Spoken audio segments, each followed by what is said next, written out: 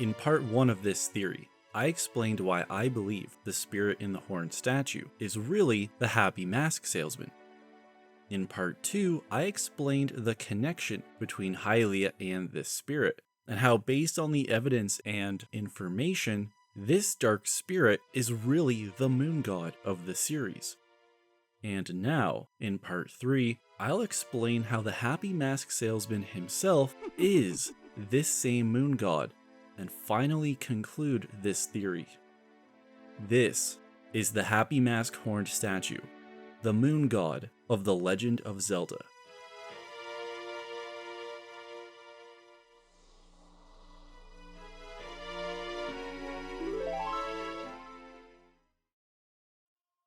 If there exists a moon god in the series, if he has existed since the beginning with Hylia and Demise, and eventually gets himself trapped within the horned statue by the end of the timeline, what happens in the time between? If the happy mask salesman is our moon god of the Legend of Zelda, was this god pretending to be human, or did something else happen? In part 2, I talked about how Hylia and the spirit in the horned statue have a certain connection with each other, based on evidence in the series and dialogue from Jiren in Tears of the Kingdom. Hylia and the spirit are opposites of each other, and their power manifests through the other's existence. The keyword here is existence. If we look at Hylia, what do we know about her? Hylia the goddess is assigned the role as the guardian of the Triforce.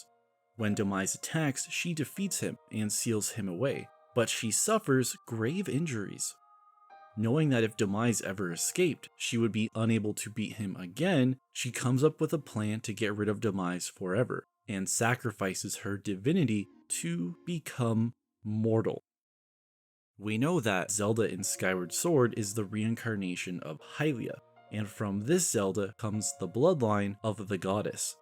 If we know that Hylia and the spirit in the horned statue are balanced, their power manifesting through the other's existence, and Hylia's existence was that she was a god who became mortal, her power continuing through the bloodline of the goddess, would that mean our moon god also sacrificed his divinity to become mortal? Did our moon god follow Hylia, as Tsukuyomi follows Amaterasu, the moon chasing the sun? Is there anything in the series that would suggest there is a bloodline of the moon god? Rupin is the salesman who runs the gear shop in the bazaar on Skyloft in Skyward Sword, and the first thing you'll probably notice is how similar he is to the happy mask salesman, his appearance and mannerisms. Rupin sells various items, and besides getting a little annoyed if Link doesn't buy anything, he's generally a polite salesman. When the sun goes down, Rupin can be found at his home, located next to the graveyard, and this is when he opens the night market, offering to buy rare items and treasures from Link. But at night, we see another side of him. He appears exhausted and tells us that he gets tired of wearing the smiley shopkeeper persona during the day, but we should not think this is who he really is. Rupin lives with his mother Gazelle, an avid antique collector, and she'll get extremely mad if Link breaks any of her belongings, demanding she be paid back the value of those items. We can also see just how much this family loves money, considering the amount of rupee designs scattered throughout their home. Even Rupin's name seems to be inspired by rupee. If you've seen this video by Gossipgeist, you'll know that each of the Skyloftian families have their own family crest. We can see Rupin and Gazelle's family crest on their apparel, but there are also occupational crests, designs associated with one's profession, and this rupee-shaped design is the crest for the gear shop. From all this information, we can see that Rupin's family is a family of merchants and collectors.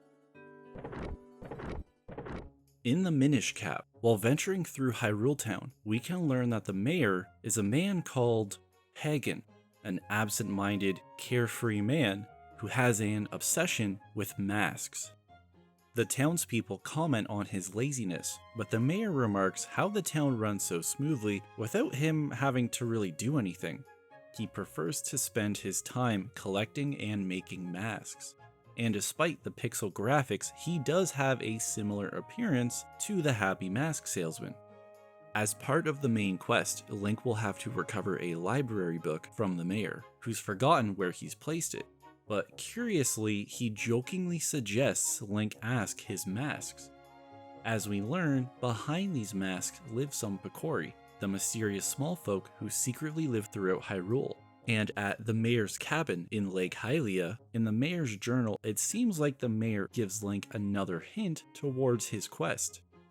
Is Mayor Hagen really the lazy, aloof man he appears to be? Does he know the truth about the secretive Picori, since the Picori, considered myth by most people of Hyrule, are known to hide from adults?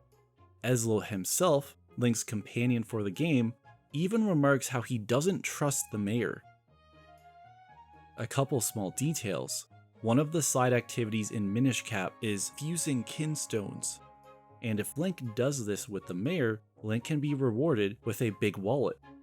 And the name, Hagen, is similar to the word haggle, which is a type of bargaining. We've gone over the Happy Mask Salesman in part 1, but let me quickly give a small refresher. The salesman opens his Happy Mask shop in Castletown in Ocarina of Time. This cheerful fellow sells masks and only wishes to spread happiness. He's more of a side character in this game, but he plays a bigger part in Majora's Mask. He explains that he travels the world in search of masks for his collection. Having been robbed by the Skull Kid, he makes a deal with Link to recover Majora's Mask, in exchange for healing Link of the curse placed by the Skull Kid. And it appears there's more going on with him than it seems. Simply being in Termina shows us he knows how to travel between worlds, as Termina is a parallel world to Hyrule. He knows the Song of Healing, a magical song strong enough to heal evil magic and troubled spirits, turning them into masks. He can also feel the spirits within the masks that Link can acquire throughout Termina. Wearing any mask and talking to the salesman will have him comment on that mask. If Link fails to play the Song of Time and restart the 3-day cycle, it seems as if the salesman is the one to rescue Link and restart the time loop himself. And when we visit him under the clock tower during this loop, there's no timer, almost as if time stands still in his presence. He also has an ability to hide himself, as he tells Link that he had been following him since the Lost Woods, and at the end of the game, he simply fades away. The Happy Mask Salesman can also be found in Labrina in Oracle of Ages, where he also runs a mask shop. And he is part of the game's trading sequence, trading tasty meat for a doggy mask. Although he shares the same name, appearance, and mannerisms, it's technically unconfirmed if this is the exact same person. The Oracle games take place generations after Ocarina of Time, and although both of these salesmen are similar, there are other characters across the series that share name and appearance as well, but are not the same people. So, we don't know for sure if the salesman of Labrina is the salesman of Hyrule. And our last character of interest is even more mysterious. In the world of the Ocean King, in Phantom Hourglass, Link can stumble upon a certain boat. After boarding, he's attacked by monsters, and once they are defeated, Link is greeted by the owner. Although he won't tell us his name, he wishes to be called the Man of Smiles. He thanks Link for saving him, and in exchange, rewards him with the hero's new clothes, invisible clothing said to be worn by an ancient hero that hold truth.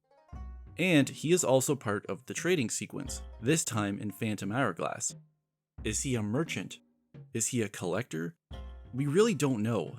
There's not a lot of information on this character. But even with the Wind Waker art style, he shares a similar appearance to the Happy Mask Salesman. And on his suspenders, we can see rupee-shaped clips. perhaps implying an interest in money, and being called the Man of Smiles, with his cheerful expression, would imply this man too is happy. This is the bloodline of the Moon God, a family of merchants and collectors who we the players can stumble upon throughout the many adventures we play. And all of these characters, besides the salesman in Majora's Mask, are all side characters. People you probably don't really think about besides the small hints suggesting a connection to the Happy Mask Salesman. It's even possible you completely miss the salesman in Ocarina of Time, the salesman in Oracle of Ages, or the Man of Smiles in Phantom Hourglass, as they are not part of the main quest and can only be found if you decide to explore. And even with Rupin and Hagen, I would guess the only thing that you would remember about them is their similarity to the Happy Mask Salesman. And that's the point. These characters are in the background on purpose.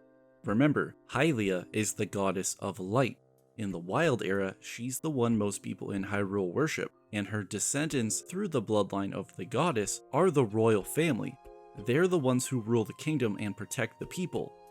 They're famous. They're the ones in the spotlight. Most of the games are about Princess Zelda. She is one of the main characters. But on the opposite side of that, if we have this idea of balance, this family of merchants and collectors are hard to find, keeping a low profile, hiding in the background, or in plain sight, which does line up with the idea of a hidden moon god we discussed in part 2. These are the only characters we know about, but in lore, there could be even more members of this family in the games where there appear to be none.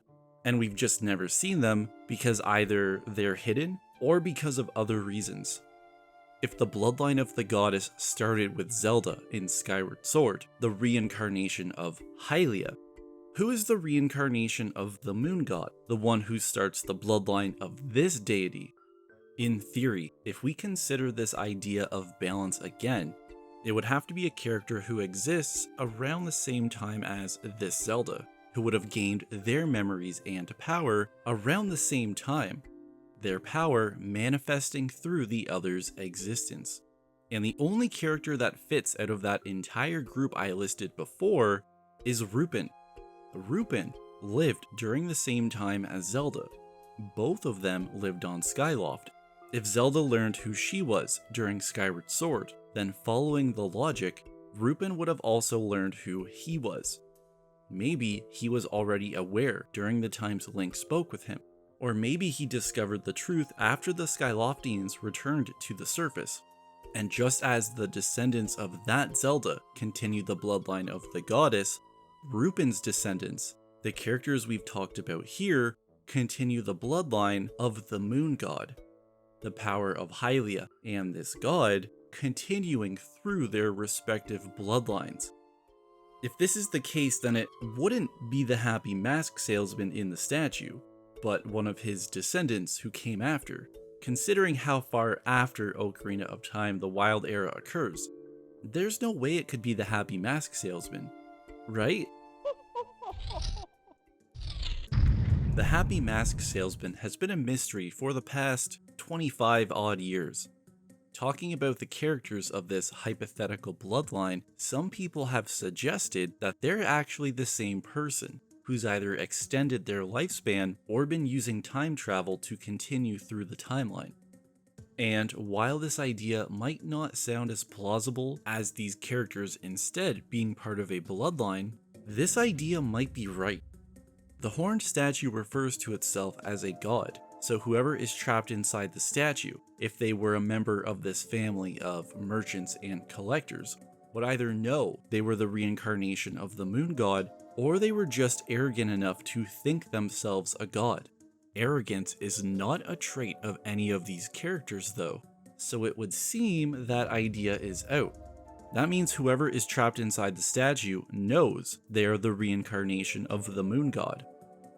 Out of every Zelda we've ever seen, whether you consider them all reincarnations or not, the only one who's ever been confirmed to be, or ever knew they were, the reincarnation of Hylia was Zelda in Skyward Sword. Going back to the idea of balance, like this Zelda, the only one of these merchants and collectors who could have known they were the reincarnation of the moon god would be Rupin. And if Rupin is the only one who could call himself a god, that means he has to be the one trapped in the horned statue. So how can Rupin live all that time? As other people have suggested before, Rupin could have used his powers of time. If all these characters are Rupin, that means he is the happy mask salesman.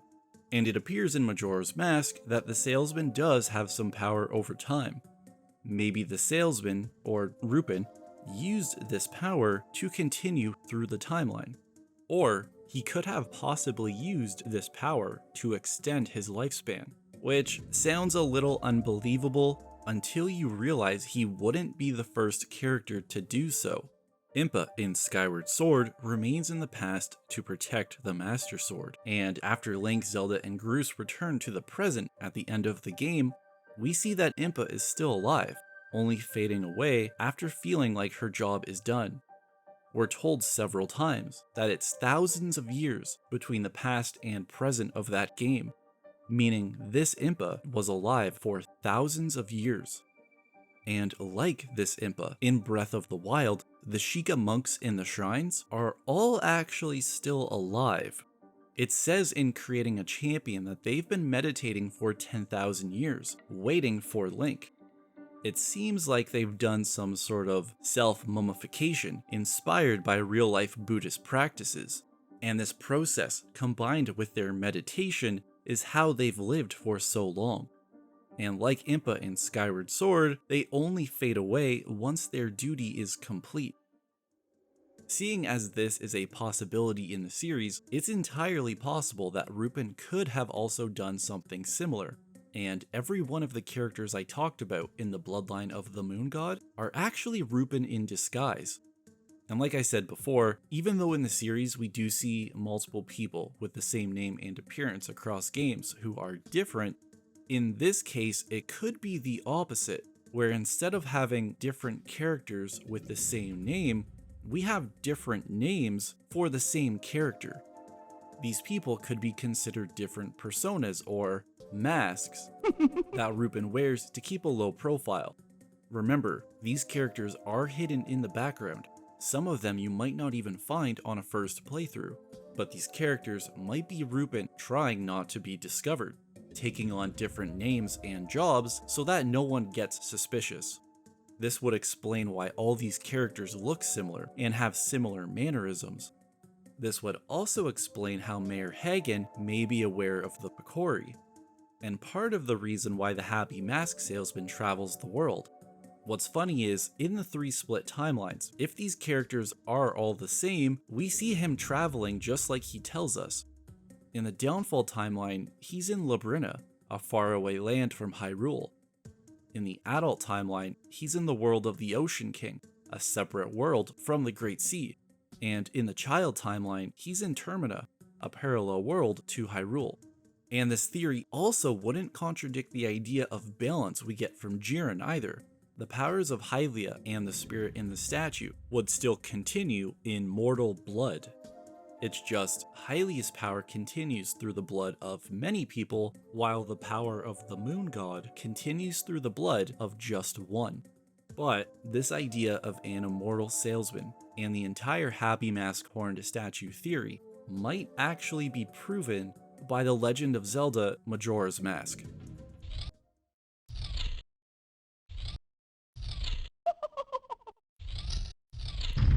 To begin this discussion on Majora's Mask, let me show you all the connections to the Shinto god of the moon, Tsukuyomi.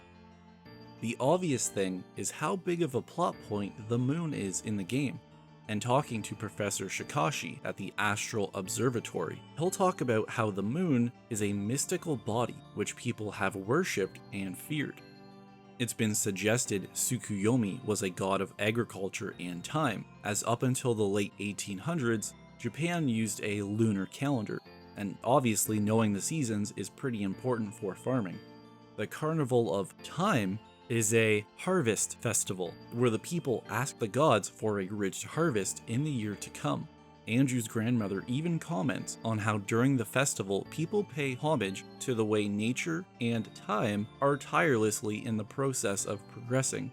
And being a god of time lines up with a certain salesman who appears to have power over time himself. Tsukuyomi was popular with the nobility, and during this time in Japan, and a lot of other places in the world, the color purple was associated with nobility because of how expensive the dye was. Tsukuyomi's name translates to moon reading, a popular event for nobles where they would gaze at the moon and read poetry. If Link speaks with the happy mask salesman with 1 hour remaining before the moon falls, the salesman ends his dialogue with a haiku. Now, no time remains, and time is not eternal. Please value your time. And finally, in Shinto, Amaterasu the sun god and Tsukuyomi the moon god were married. We're told the Carnival of Time occurs during the season of harmony, when the sun and moon are in alignment. There's also a custom where if a couple unites on the day of the festival and dedicate a mask as a sign of their union, it will bring good luck.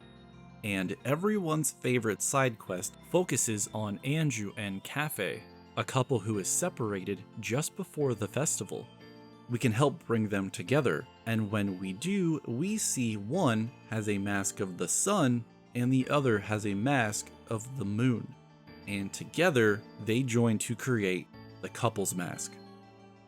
As you can see, in Majora's Mask, there are quite a few references to Tsukuyomi, but in order for me to explain how the Happy Mask Salesman is the moon god of the series, I have to go on a small detour and explain what's really happening in this game.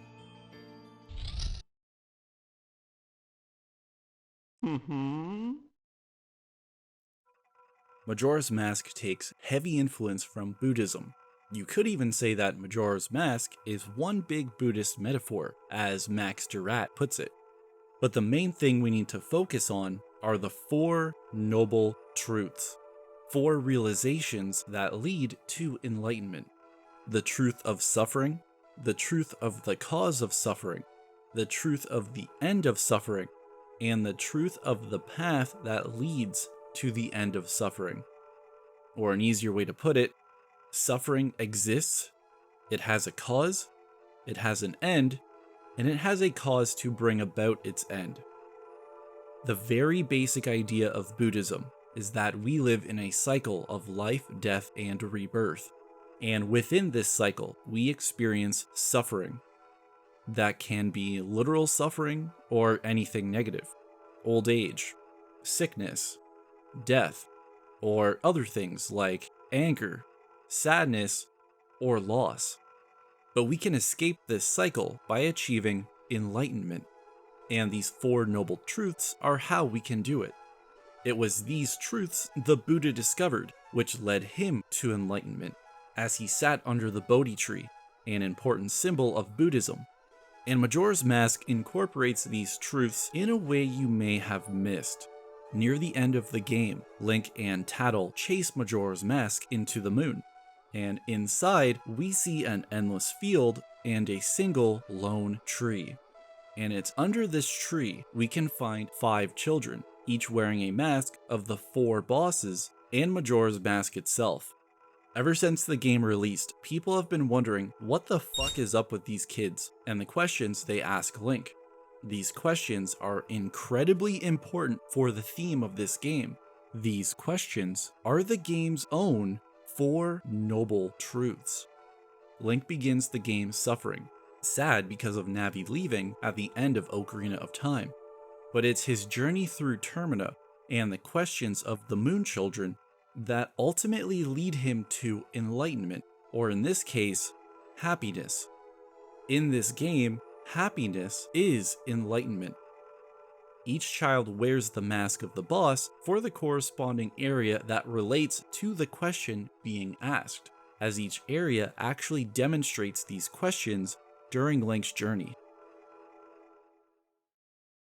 Your friends, what kind of people are they? I wonder, Do those people think of you as a friend? Link begins the game on a quest to find Navi, after she leaves at the end of Ocarina of Time. And what happens in Southern Swamp might be a metaphor for how Link feels about this.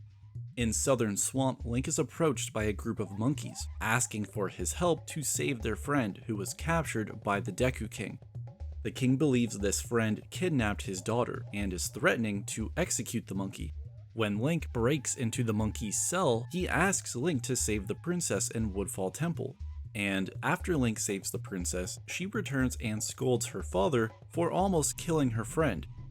Southern Swamp shows us friendship, the monkeys and the princess caring about each other. Do those people think of you as a friend? With Navi leaving, Link may have felt as though she didn't care about him as much as he cared about her, or that she never considered him as a friend. The anger of the Deku King might also suggest that Link is angry at Navi, his initial reaction to his friend seemingly abandoning him. You. What makes you happy? I wonder, what makes you happy? Does it make others happy too? In the mountains, Link discovers the spirit of Darmani, and we learn that he was known as the hero of the Gorons. We can get the idea that being the hero and helping the Gorons is what made Darmani happy. Being the hero is what made Link happy. Before, Link had no purpose, and being a Hylian in the Kokiri village, he never had his own fairy either. Because of the events of Ocarina of Time, Link and Navi having to journey together to save Hyrule led to them becoming friends. But Navi may have known that once Hyrule was saved, she'd have to leave. What makes you happy? Does it make others happy too? Being together on this heroic journey, saving Hyrule with his friend, is what made Link happy. But it may have been the opposite for Navi. The right thing. What is it? I wonder, if you do the right thing, does it really make everybody happy? In the Great Bay, Lulu the Zora singer had lost her voice and had her eggs stolen by pirates. In addition, her friend Macau had gone missing, Lulu unaware that he'd died trying to recover the eggs and make her happy. Macau set out to recover the eggs, but he ended up being overwhelmed by the pirates. He tried to do the right thing, but his disappearance led to the worry of his bandmates and friends. I'm not saying he shouldn't have gone to save the eggs, but in this case, trying to do the right thing did not end well for Macau. If you do the right thing, does it really make everybody happy? In Ocarina of Time, Link and Navi save Hyrule. They do the right thing, but in the end, Navi still left. There's lots of existing theories why, but whatever the case, saving Hyrule, doing the right thing, rewarded Link with the sadness of his friend leaving him. Your true face. What kind of face is it? I wonder, the face under the mask, is that your true face? In Ikana Canyon, the answer is acceptance. After defeating the Ikana warriors and the king himself, we see these warriors bickering and blaming each other. But it's the king of Ikana who explains that this infighting between themselves was the cause of the fall of their kingdom. By not believing in their friends and forgiving them for their failures, eventually they caused their own destruction. The face under the mask, is that your true face? Link's quest to find Navi is interrupted by the Skull Kid and the dilemma of Termina, and finding himself in a land in need, Link must put aside his sadness and don the mask of the hero, because there are more immediate problems than how he feels. As he journeys through Termina, defeating enemies and saving the people, he's avoiding these feelings. But the only way he can ever achieve happiness is to accept that he is sad. That under the mask of the hero of time, there is the face of a boy who lost his friend. And it's only through this acceptance that he can find the path to happiness. If each of the 4 moon children represent the 4 noble truths, or the 4 questions asked of Link, then the last child, the Majora child, represent the final obstacle to Link's happiness, because in this game, happiness is enlightenment. The point of Ocarina of Time is growing up and understanding that you can never go back. Even though Zelda sent Link back in time to relive his childhood, it was too late. He had already grown up and matured during his adventure to save Hyrule. Majora's Mask, being the sequel to Ocarina of Time, presents an addition to this idea, that growing up you will face certain inconvenient truths, and one of those truths is loss, and there is a good way and a bad way to handle that loss. Link is not the only character to feel loss over a friend. Talking to Andrew's grandmother, we can learn that the Skull Kid originally was friends with the 4 giants. One festival, the giants decided to leave to protect Termina, but the Skull Kid felt as if they were abandoning him, so he started causing mischief. This mischief led to a fight between the giants and the Skull Kid. After stealing Majora's Mask from the salesman, the Skull Kid becomes possessed by the mask and causes increasingly more dangerous mischief to the people of Termina. He's basically throwing a giant temper tantrum with the mindset of, if I can't have it, no one can, by bringing the moon down and destroying everything. The Skull Kid and Majora don't just represent childhood, but the immature reaction to handling loss. During his journey through Termina, Link is asked these 4 questions, the equivalent of the 4 noble truths, and he learns the better, more mature way of handling his loss. The battle between Link and Majora is a fight between the childish answer and the more mature answer of how to deal with the loss of a friend. And by defeating Majora, Link is finally able to accept his feelings and forgive Navi, finally reaching happiness, which is shown as he rides off into the light. The final point of this lesson comes from the Happy Mask Salesman. Whenever there is a meeting, a parting is sure to follow. However, that parting need not last forever. Whether a parting be forever or merely for a short time, that is up to you. With the Skull Kid, this lesson is obvious. It's up to him to decide when to fix things with his friends, the 4 giants. With Link, the salesman is saying that Link can be sad forever or for a short time, because the faster he can accept his feelings, the faster he can try to move forward towards happiness.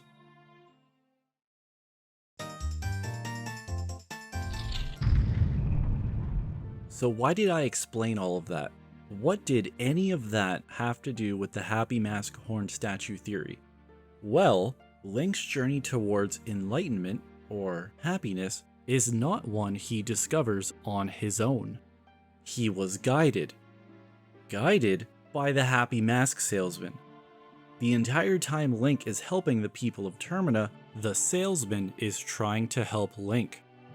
Through the problems of the 4 main areas of Termina and the Moon Children, he helped Link understand his feelings, ultimately guiding Link to enlightenment, to happiness. This is why the Moon Children look like the salesman, because they are the representations of the questions asked by the salesman. The children ask if Link will be a mask salesman too, but they're not asking if he will literally be someone who sells masks. They're asking if he will be someone who spreads happiness, like the salesman does. This also means that it's not actually Majora that gives Link the Fierce Deity's mask. It's the salesman. It's his mask. The only way to get this mask is to obtain every other mask in the game and trade them to the Moon Children, meaning Link is actually trading them all to the Happy Mask Salesman. Do you remember that Aonuma quote from part 1 about the transformation masks? There's another part to that interview. When asked about whose soul is inside the Fierce Deity's mask, Aonuma answered, "The best way to think about it is that the memories of all the people of Termina are inside of the Fierce Deity's mask." There's also a gossip stone in Akana Canyon who says something similar. At the end of the game, the Happy Mask Salesman comments on how the masks Link has collected contain the happiness of the people he helped in Termina. Going back to part 1 of this theory, When Link helps these people, he's working as an agent of the salesman by spreading happiness, and he's making an unspoken bargain. He helps these people in their time of need, and in exchange, he receives a mask filled with their happiness, almost like a small part of those people are in the masks. On the moon, Link trades these masks that contain a small part of these people, and the salesman, as we know, he can change the form of spirit energy into masks, uses all of this energy to create the Fierce Deity's mask. The mask which would contain the happiness of the people of Termina. Link makes one final deal with the salesman. The Japanese name of the Fierce Deity is Kishin, which means Oni God or Demon God, kind of like how the horn statue is referred to as the Devil statue. And the in-game descriptions for the mask say it contains a dark power, kind of like how the spirit in the horn statue is a spirit of darkness, as we can get from Jiren's dialogue. Just a reminder, darkness does not automatically mean something is evil. It could be referring to the element of darkness. The Majora child asks Link if he wants to play good guys and bad guys, and after giving Link the Fierce Deity's mask, he says Link can be the bad guy. This dialogue, the translated name of the mask being Oni God or Demon God, and the in-game description of it containing dark power, has led people to assume the Fierce Deity is evil. Kind of like how people assume the horn statue is evil based on its appearance and how it manipulates souls. Or how people assume the Happy Mask Salesman is evil because he's a mysterious character that we don't really know a lot about. But these people are wrong. As Zeltic explains in his video on the Fierce Deity, in the original Japanese, the Majora child asks Link to play Onigoko, the Japanese version of tag, where the person who is it is referred to as the Oni. The Majora child giving Link the Fierce Deity's mask, or the Oni mask, is basically saying that Link can be the Oni, or he can be it. Because these moon children are really just the Happy Mask Salesman, this gesture is almost like a cryptic way of him telling Link that up until this point, Majora has been the Oni, the one chasing or terrorizing the people of Termina. But now, with the Fierce Deity's mask, Link can become the Oni and terrorize Majora instead. Fierce Deities also come from Buddhism. They are described as the wrathful forms of enlightened Buddhas. It is believed that with their powers, they are able to destroy the obstacles to enlightenment. Basically, they are the angry forms of people who have already achieved enlightenment, and they help guide others to enlightenment. And these deities intentionally look evil to scare away evil beings. This concept is actually foreshadowed by a Deku Scrub in Akana Canyon. The Fierce Deity looks evil on purpose to scare evil beings like Majora. With Link helping the people of Termina throughout the game, you could argue that the Fierce Deity is the god form of Link. That he takes this form after he's helped these people become happy, or enlightened, and reaches enlightenment himself on the moon under the tree, just like the Buddha did. Except, when he's helping the people of Termina, he is going through his own internal struggle. He doesn't become enlightened until the end of the game. And the Fierce Deity's mask is not his mask. It belongs to the salesman. The salesman created the mask using the spirit energy from all the other masks Link gave him on the moon. If the Fierce Deities of Buddhism are the angry forms of enlightened people who guide others to enlightenment, then the Fierce Deity is the god form of someone who's already achieved enlightenment, or happiness, who guides others to happiness. The Happy Mask Salesman. Because in this game, happiness is enlightenment. He's happy because he's someone who's already achieved happiness or enlightenment himself, and wanting to spread happiness to others is really him wanting to help others reach enlightenment. He's the one who guides Link, asking him the 4 questions to remove the obstacles to that goal. And the salesman creates the Fierce Deity's mask and gives it to Link so that Link can remove the final obstacle of Majora and finally reach his own enlightenment or happiness. The Fierce Deity is the god form of the Happy Mask Salesman.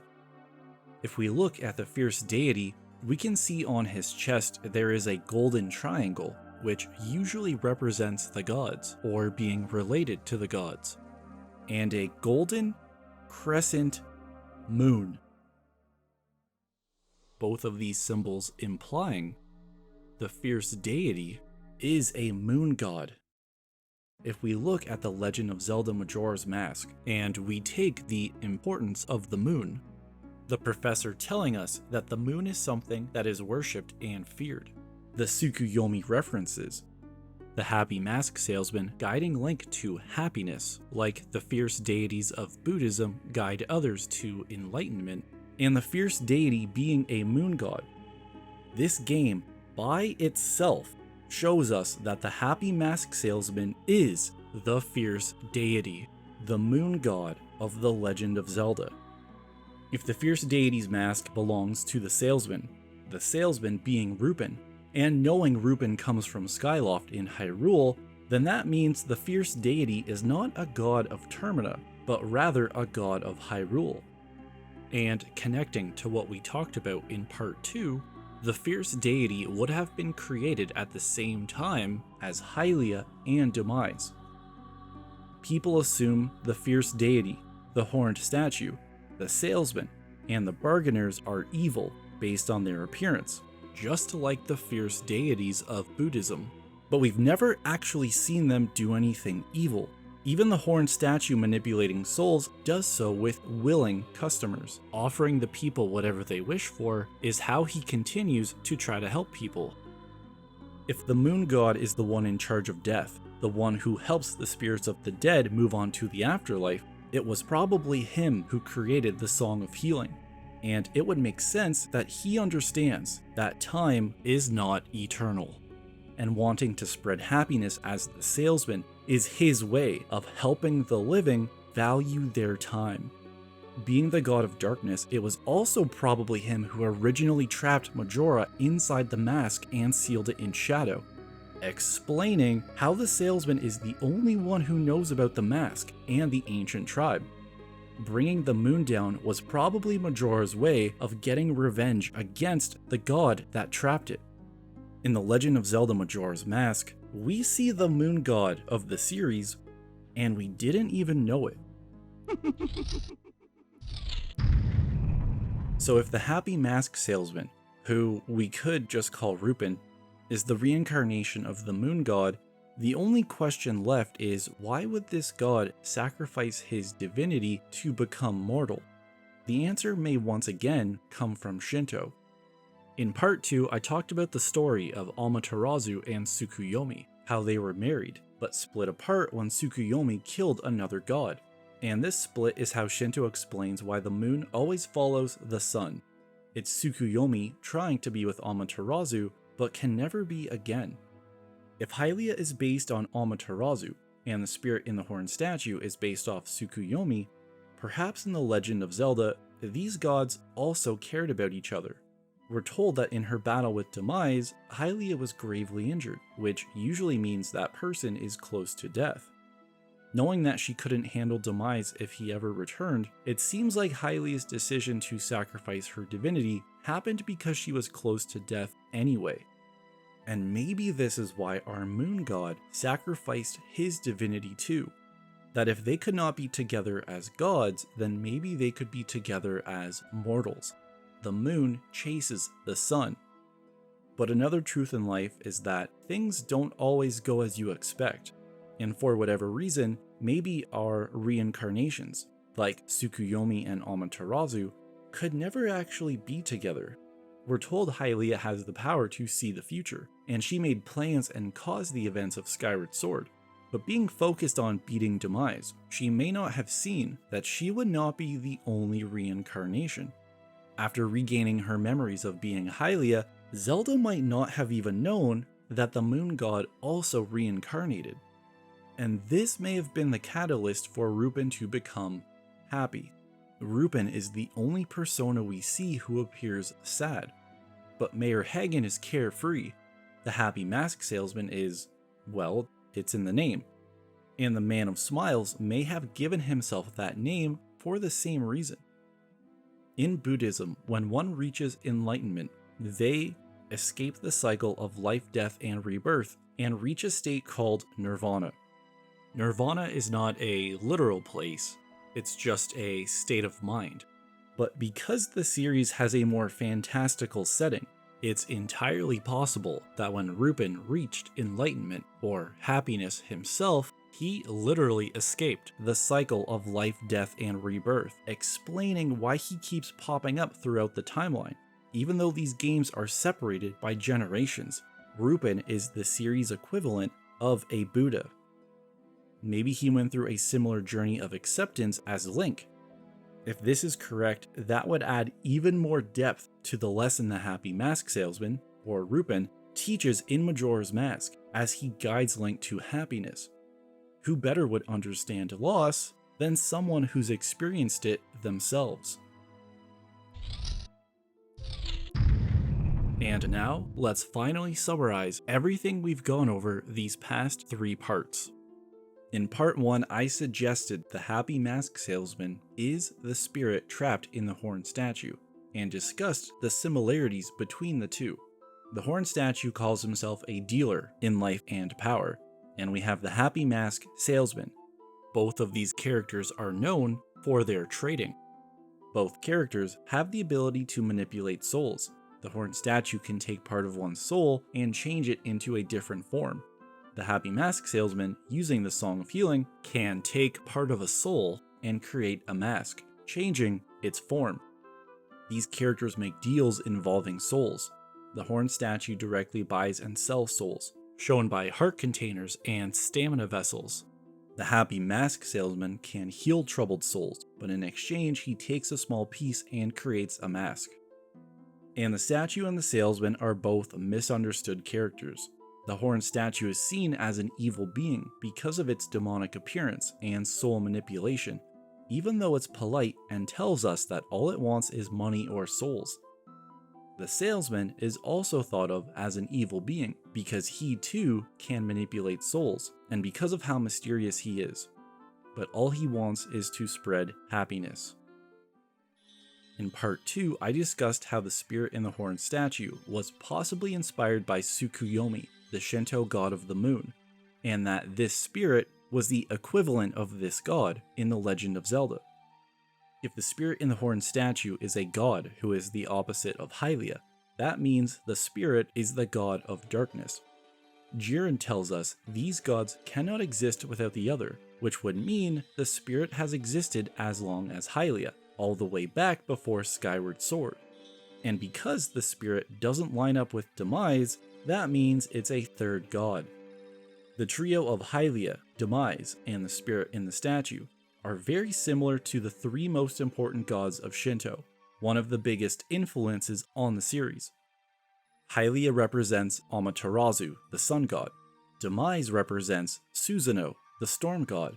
And by process of elimination, the spirit in the horn statue must represent Tsukuyomi, the god of the moon. From the similarities and the fact that the spirit in the horn statue is the opposite of Hylia, in the same way that Tsukuyomi is the opposite of Amaterasu, then the spirit in the horn statue must be the moon god of The Legend of Zelda, the god of the moon, the night, and darkness. The goddess statues and the bargainers are opposites of each other, in a similar way to Hylia and the spirit in the statue. If the goddess statues represent Hylia, then the bargainers must then represent our moon god. The bargainer's role is to help the spirits of the dead move on to the afterlife, meaning that must also be the role of the spirit in the statue. He is basically the god of the dead for the series. And the Sheikah tribe are the followers of this moon god. They are referred to as the Shadow Folk and the Shadows of the Hylians, and they protect the dead in the graveyard of Hyrule. They also show how the moon may be related to secrets and truth as well. And in part 3, I explained how this moon god reincarnated as a mortal, and how the Legend of Zelda Majora's Mask shows us this mortal, the Happy Mask Salesman, is actually the fierce deity, the moon god of the series. Jiren tells us that Hylia and the spirit's power manifests through the other's existence.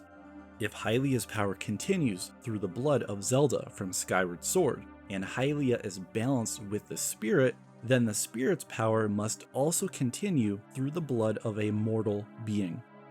Looking through the series, we can find a group of merchants and collectors, but because the spirit knows he is a god, the one trapped in the statue must be someone who would also know they were a god. Going off the ideas of balance and power manifesting through the other's existence, this person would have to be someone who exists at the same time as Zelda in Skyward Sword, because this Zelda is the only one who's ever been confirmed to be a reincarnation of Hylia. Of this group of merchants and collectors, Rupin is the only character that fits. If Rupin is the one trapped in the statue, then that means all of these characters are actually Rupin, who somehow continued to live through most of the timeline. By looking at the other characters he could be, he's done this either by time traveling, extending his lifespan, or by literally being unaffected by death because he is an enlightened being. The Legend of Zelda Majora's Mask has multiple references to Tsukuyomi, the Shinto moon god.